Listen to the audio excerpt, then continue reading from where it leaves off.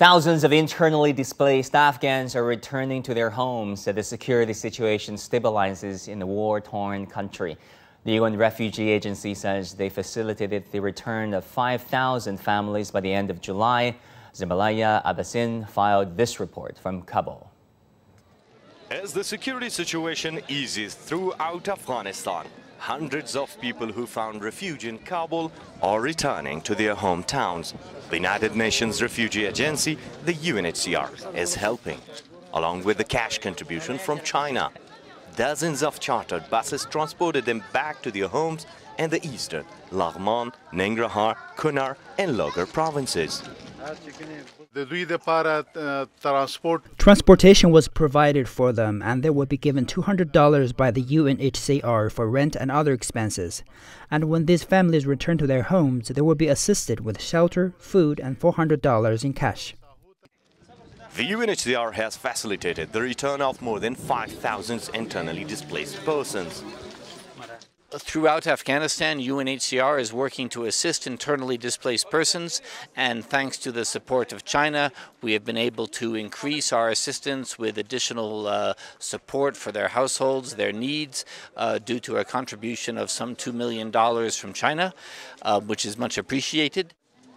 The returnees are excited to go back to their own houses and live without any concern about rent and the cost of living in Kabul. We'll have no concerns about rent because we'll be in our own homes and living our own lives among our relatives. We've been suffering a lot here. There were clashes in our province 1 year ago. We fled our homes due to the fear of getting caught in the crossfire. Millions migrated inside Afghanistan over the past 2 decades of bitter fighting during the US-led military occupation, which ended when the Taliban returned to power last August. Many flocked to major cities such as Kabul, where airstrikes, bombings and firefights were less common than in rural Afghanistan. According to the UNHCR, more than 3 million people are still internally displaced in Afghanistan.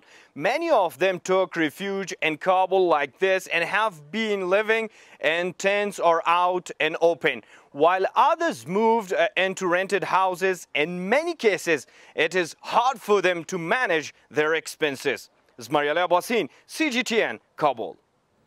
Now, August 15th will mark a critical anniversary. It is now over 1 year since the Taliban took back power in Afghanistan, with the fall of Kabul, the last city to resist. 1 year on, how do things look? The Taliban administration is yet to gain international recognition. There is a food and fuel crisis, and there are new terror attacks resurging as recently as this week. And the future of women and children remains one of the biggest concerns. Now, Samantha Mort joins me from Kabul, Afghanistan, to tell us more about it. She's UNICEF's Chief of Communication, Advocacy and Civil Engagement in Afghanistan. Samantha, thank you so much for doing this under the circumstances. Welcome to Taliban CGTN. Thank you for having me. Tell us about the security situation first and foremost, and its impact on your work. How would you compare what you do now versus a year ago before the Taliban take over? Well, it's Afghanistan, and so we remain ever vigilant at all times. UNICEF takes no risks with our staff. We have an excellent security team who survey the landscape on a daily basis, several times a day. But they enable us to go out and about around the country. Since last August, we now have more access across the country than we've ever had. And we are in the position now where we're going into areas that were previously under Taliban control and previously areas where there was conflict and fighting. And we're able to bring programs to children who have never had vaccinations, who've never been to school, who've never seen water come out of a tap. So that is rewarding work, but we are never complacent. There are a lot of security incidents, as you have mentioned, including this weekend. So we are very, very careful. Yeah, there are so many moving pieces. On one hand, the security situation with the resurgent attacks. There's this COVID and this variants over there. there are limitations to what women and children can do over there. How would you prioritize the work of you and your team right now? Well, we are in the middle of one of the world's largest humanitarian crises. In a country of 40 million people, 24 million people are in urgent need of humanitarian aid, and 13 million of them are children. It's difficult to say what they need most and first. We're in the grip of one of the worst droughts for 37 years, so there are communities that urgently need water trucked to their villages. The water that is available is contaminated with bacteria. Around 8 out of 10 Afghans are drinking water that's contaminated, and that is leading to outbreaks of acute watery diarrhea. And that is fueling the malnutrition crisis that we're seeing nationwide. We've got around 3 million children with acute malnutrition. In fact, last June, UNICEF was treating around 30,000 children for severe acute malnutrition in hospitals.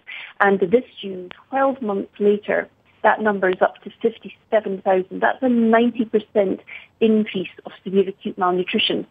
On top of the drought, on top of the malnutrition, we're also seeing a very alarming rollback of rights for girls and women.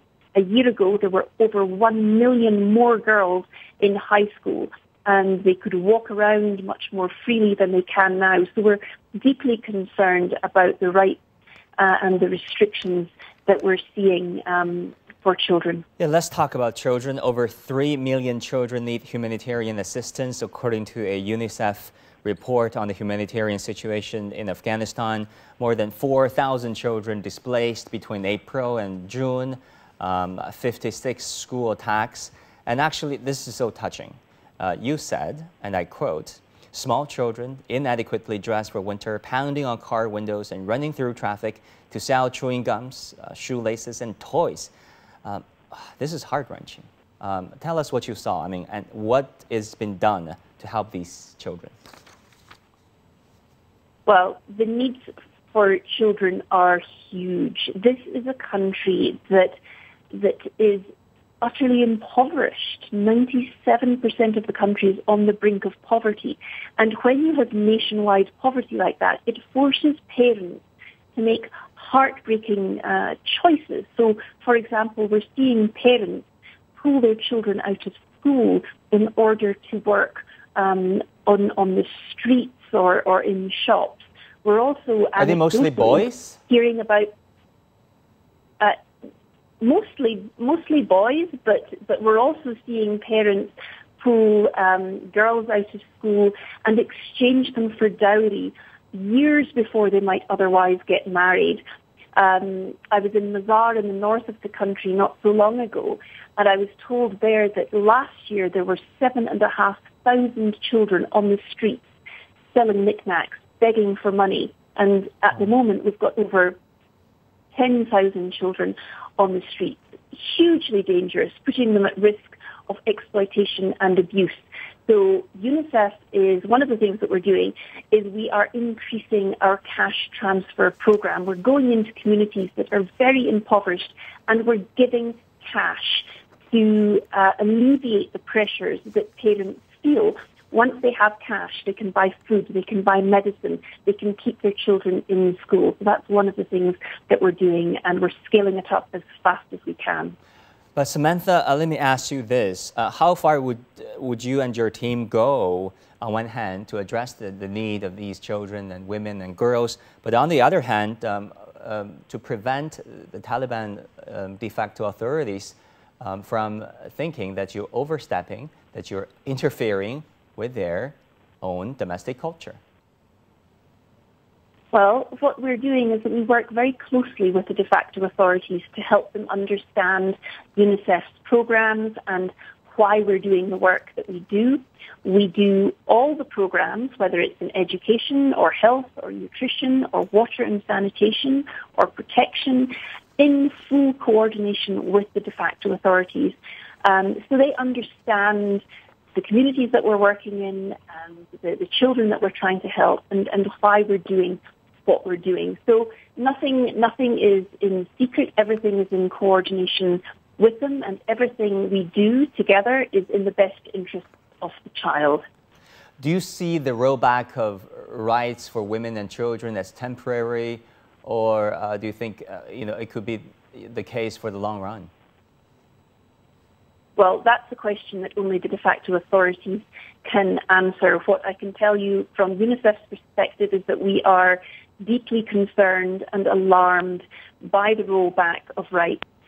Every child has the right to go to school and learn, including girls. And UNICEF is advocating with the de facto authorities every single day to get girls back into school. What we do see when we go out and about around the country is a huge demand for education. And we hear this from fathers, from community elders, and from religious leaders. And they're asking UNICEF for teaching and learning materials. They want us to advocate with the authorities in order to get girls back to school. And so we are responding to that demand. UNICEF is printing and distributing 38 million textbooks across the country. We're training 1,200 female teachers, and we're expanding what we call our community-based education classes. These are small classes that can happen in remote and rural areas, in neighbourhoods, which mean that parents feel more confident about where their children are. And it's a wonderful way to get girls learning and to nurture in them a love of education. The majority of the children that go to these community-based education classes are girls. And I can tell you, as a former teacher, I've never seen such enthusiasm to learn than in the classes in Afghanistan. That's so encouraging.